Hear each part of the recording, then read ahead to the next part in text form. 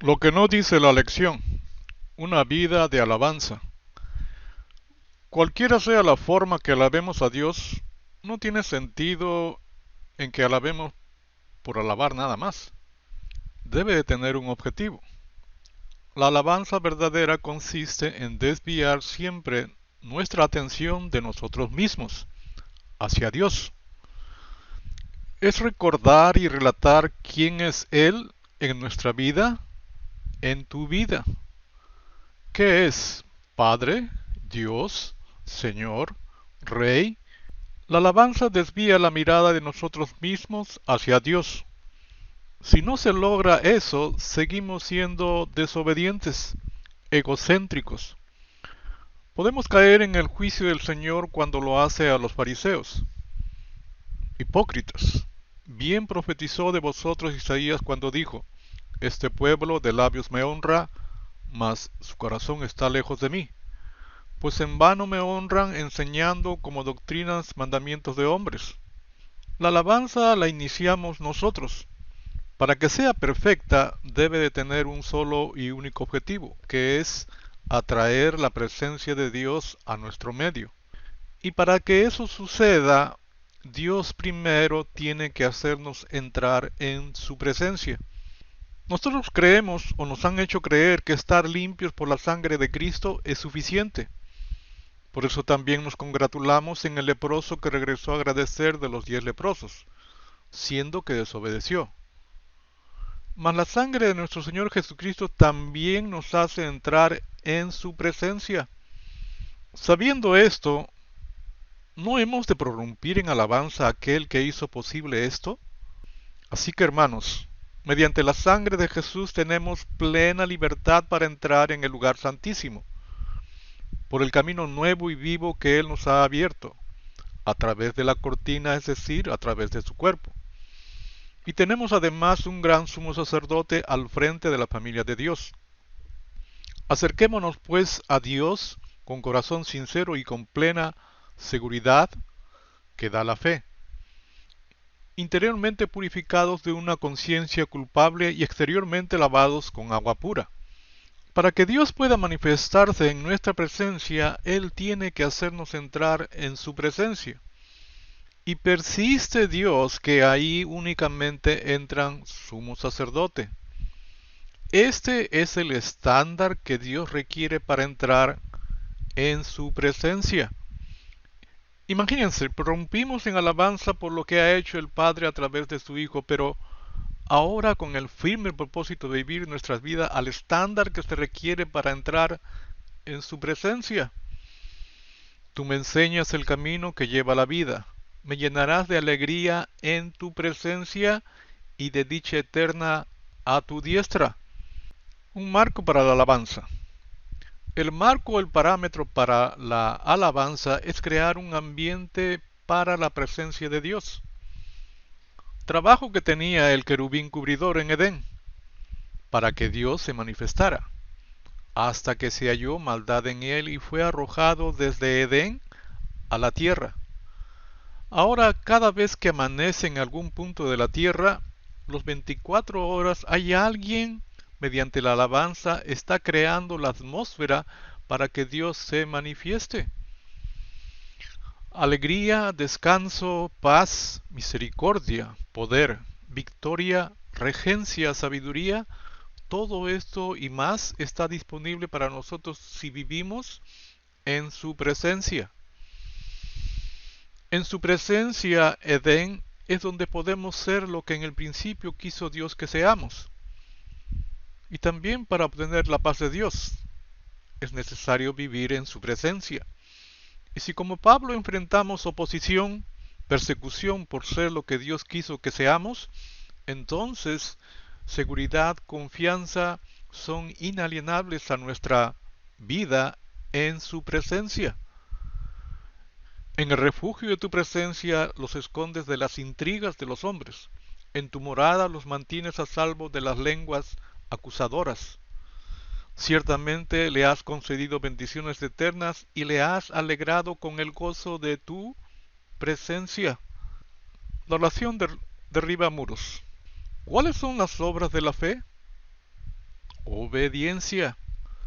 Dios le dijo a Josué: Mira, yo he entregado en tu mano a Jericó y a su rey con sus varones de guerra. Rodearéis pues la ciudad todos los hombres de guerra, yendo alrededor de la ciudad una vez, y esto haréis durante 6 días. Y 7 sacerdotes llevarán 7 bocinas de cuernos de carnero delante del arca. Y al 7º día daréis 7 vueltas a la ciudad, y los sacerdotes tocarán las bocinas. Y cuando toquen prolongadamente el cuerno de carnero, así que oigas el sonido de la bocina, todo el pueblo gritará a una gran voz. Y el muro de la ciudad caerá, entonces subirá el pueblo cada uno derecho hacia adelante. La palabra hebrea rúa, que aquí se traduce como grito o gritó, es la misma que se utiliza en el Salmo 65:13, el Salmos 81:1, el Salmo 95:1 y el Salmo 100, verso 1. Y se traduce como gritar alegremente o hacer un ruido alegre. Otros significados incluyen grito de guerra, grito de triunfo y dar la alarma. Rúa se utilizaba para denotar cualquier grito de alegría o alabanza. Los sacerdotes tocaron las trompetas, el pueblo lanzó un gran grito de alegría, de triunfo, de alabanza. La presencia y el poder de Dios descendieron y los muros de Jericó cayeron. Cuando la alabanza subió, la presencia de Dios bajó. La vida de alabanza. Porque yo, el Señor, no cambio. Por eso vosotros, oh hijos de Jacob, no habéis sido consumidos. Dios no necesita de nuestra alabanza. Él es el mismo ayer, hoy y siempre. Él no es movido por lo que decimos o hacemos. Él es el mismo si lo alabamos o no. Si necesitara de nuestras alabanzas, dejaría de ser el Dios fiel e inmutable que es. Si Él no se beneficia, entonces ¿quién? Nosotros somos los beneficiados de la alabanza a Dios. Nosotros necesitamos la estabilidad de la presencia inmutable de Dios para que haya balance en nuestra vida. Necesitamos de alguien que es siempre y será el mismo cada día. Sin su presencia, somos termómetros que registran la temperatura, ya sea alta o baja, y reaccionan ante cualquier estímulo. Mas en su presencia, venimos a ser termostatos que establecen la temperatura ideal en nuestro ser para responder a todas las miserias que ofrece el mundo. Bendeciré a Jehová en todo tiempo, su alabanza estará de continuo en mi boca. Por ti he sido sustentado desde mi nacimiento, de las entrañas de mi madre tú fuiste el que me sacó. Mi alabanza es continuamente para ti. Él nos ha dado a cada uno de nosotros nuestro propio ministerio de alabanza. Dios quiere que lo alabemos continuamente, porque nos quiere en su presencia continuamente. La alabanza lo hace posible. La alabanza atrae la presencia de Dios, mantiene la presencia de Dios, y es un prerequisito para la presencia de Dios. Cuando alabamos a Dios con nuestros labios y nuestros corazones, Él muestra su aprobación y aceptación manifestando su presencia en medio de nosotros. Y es entonces cuando cumplimos el propósito de la alabanza, la verdadera adoración, en espíritu y en verdad. Un testimonio convincente. Esta, siguiendo a Pablo y a nosotros, daba voces, diciendo: estos hombres son siervos del Dios Altísimo, quienes os anuncian el camino de salvación. Y esto lo hacía por muchos días, mas desagradando a Pablo, éste se volvió y dijo al Espíritu: te mando en el nombre de Jesucristo que salgas de ella. Y salió en aquella misma hora.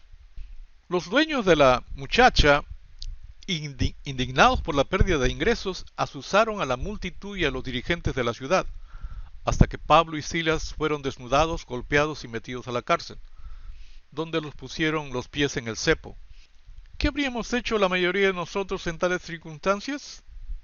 Probablemente nos habríamos quejado y lamentado de lo injusto que habían sido los acontecimientos en el día. ¿Qué hicieron Pablo y Silas? No empezaron a quejarse de la oscuridad, del musgo viscoso en las paredes, del hedor de la orina en el agujero donde los habían sido arrojados, o de las ratas que podían oír y sentir. En cambio, Pablo dijo: Silas, vamos a cantar.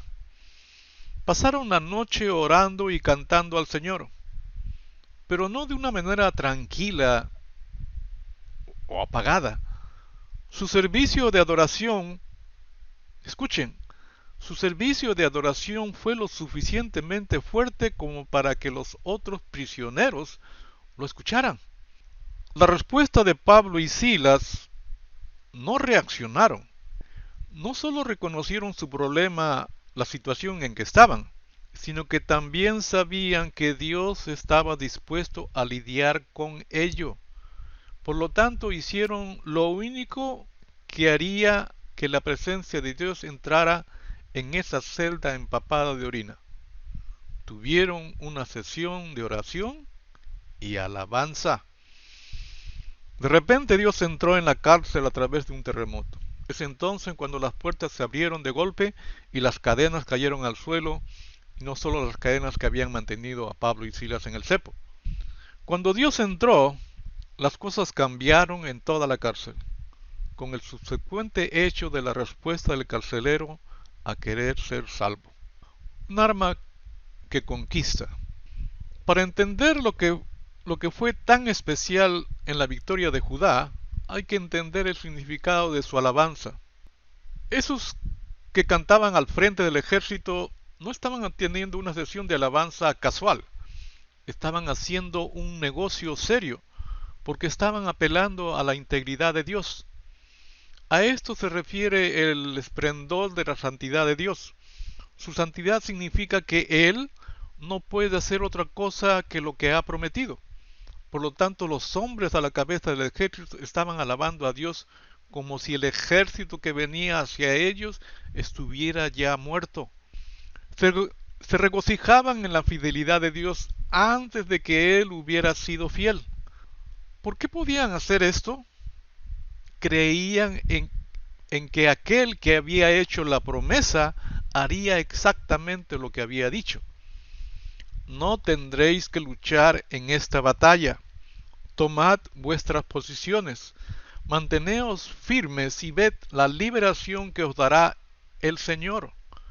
Oh Judá y Jerusalén, no tengáis miedo, no os desaniméis, salid a enfrentaros a ellos mañana y el Señor estará con vosotros. Una persona normal habría huido de ese ejército que se acercaba. Él habría buscado alguna forma de escapar de la destrucción que se avecinaba. Esto no fue lo que hizo Josafat. Sus palabras a su pueblo muestran lo diferente que fue su respuesta, la cual: escúchame, Judá y pueblo de Jerusalén. Tened fe en el Señor vuestro Dios y estaréis seguros. Tened fe en sus profetas y tendréis éxito. Un canto de fe en medio de las tinieblas es la forma más elevada de alabanza. Demuestra que creemos que la palabra de Dios es verdadera y que confiamos en que la cumplirá. Atraemos a Dios a través de la alabanza porque nuestra alabanza muestra que tenemos fe. Haz las cosas que debes de hacer y deja a Dios las cosas que no puedes hacer. Hasta aquí nuestra contribución a la lección.